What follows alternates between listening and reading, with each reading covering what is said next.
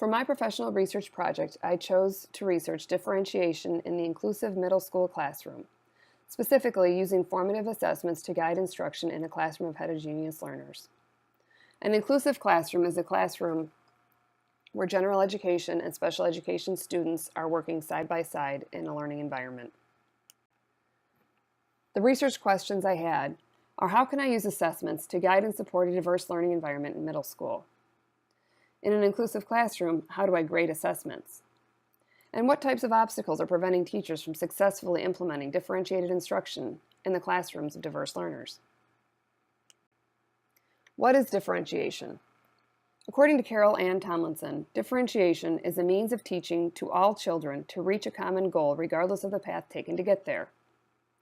It's also an approach to planning so that one lesson may be taught to the entire class while meeting the individual needs of each child. This is also known as the universal design for learning. Lesson planning, where there's multiple means of representation, engagement, and expression. Why do we differentiate? Studies have shown that there's increased student learning and performance in differentiated classrooms. There's a call for increased teacher accountability. Teachers need to reach every student in their classroom. They no longer can just teach to the middle.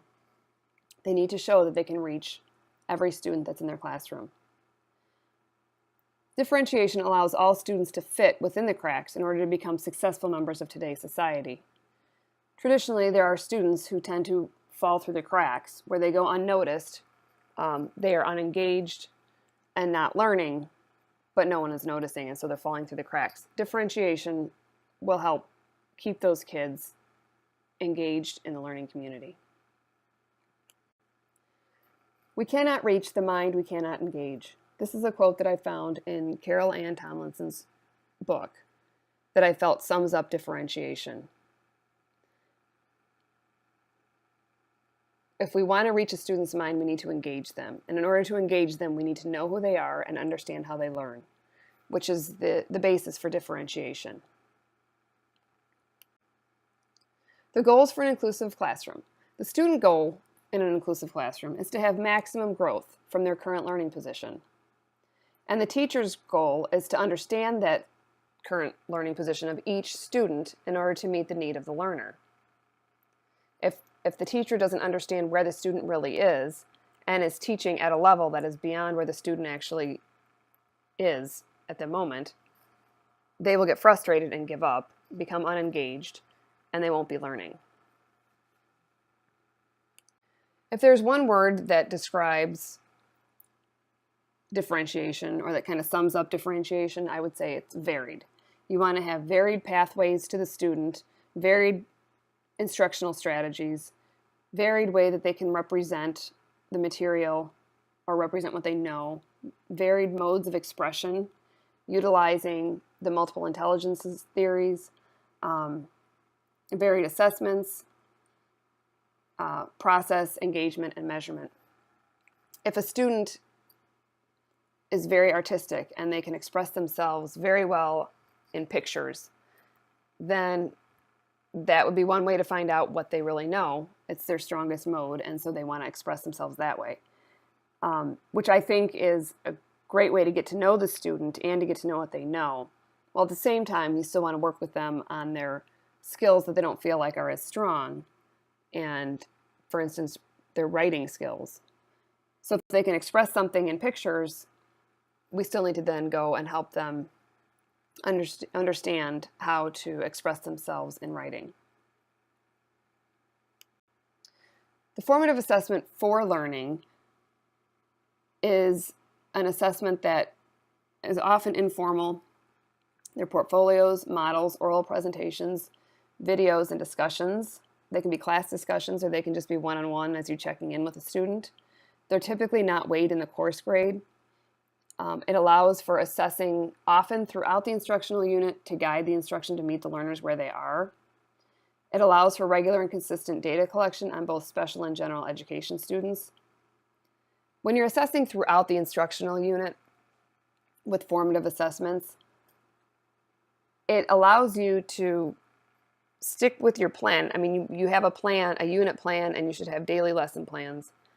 but it allows for you to constantly check in where your students are so that you can make changes if you need to, or readdress certain concepts if they're not getting them before you get to the end of the unit and you give them a summative and realize that they've missed something that you covered at the beginning of the unit. So it allows for them to continually measure where they're at and continually meet them where they are in terms of learning. And the consistent data collection for both special and general ed students, I think data collection is a great way of teaching in general for any kind of student. But it's important for special education students because actually it's the law. So to be in compliance, you need to be collecting data regularly on how the students are doing and how they're learning in the classroom. The research shows that consistent use of assessments for learning improves instruction, student engagement, student motivation, and student achievement. And it helps create a classroom environment that feels safer to students when students see assessment as a part of the culture of learning and not as a means to judge them. So when you have a classroom where the students are involved in maybe deciding what type of assessment you're going to use, they know that they have a chance to get some feedback and they can redo things if it's not done properly, if there's mistakes. And when they see assessment as part of the learning process, as a way to help them grow, as opposed to, judging them, and the anxiousness and anxiety that goes with summative assessments sometimes is that I'm going to get a bad grade and I always fail. Whereas if they're used to having formative assessments on a regular basis, it creates just a safer environment for them, and they see themselves as part of the learning process. And that's what keeps them engaged, when they see themselves as part of the process. So differentiated instruction is guided by formative assessment data, the assessments for learning, the universal design for learning lesson planning, which calls for multiple means of representing the material, multiple means of ways for the student to engage the material, and multiple ways that the student can express what they know. In terms of grading, according to Rick Wamelli and Ken O'Connor, there are 4 things that grades should be. They should be meaningful, accurate, consistent, and supportive of learning. In terms of letter grades for the report card and on summatives, those grades should reflect what the student knows and speak only to the curriculum. So we need to make sure that those grades aren't reflecting a student's organizational skills or a student's ability to work in groups or a student's social skills. Those types of things can be spoken to in terms of formative assessment and in terms of descriptions on the report card, but they shouldn't be part of the letter grade. And in terms of grading formative assessments should have plenty of feedback for the student and give the student a chance, an opportunity to take that feedback and fix what he did or she did, and to be reassessed. So they can take that information, redo what they were doing, and then be reassessed so that they can learn. And if that process is ongoing throughout the unit, then when they get to the summative assessment, they should be better prepared for it and more likely set up for success for it. What are some obstacles to differentiated instruction? According to one of the studies that I read, teachers agree that differentiated instruction was good, but there were some issues that they had with it. One was a lack of professional development as to how to implement it. There's a lack of variety of instructional strategies, which is imperative for differentiation. You need to have many different ways to teach, which really also involves knowing the content very well in middle school in order to be able to break it down in many different ways for different students. Classroom management could be an issue if you want to work with one small group. You need to have a classroom that's able to work independently and not disrupt learning for the other students. And learning to create differentiated lesson plans. So differentiation is good because it creates a classroom where everybody feels they belong, mainly because in order to differentiate effectively, the teacher needs to know each student, and If a student feels like a teacher really knows them, they're going to stay engaged, they're going to feel part of the class, and they're going to want to be coming to school every day ready to learn.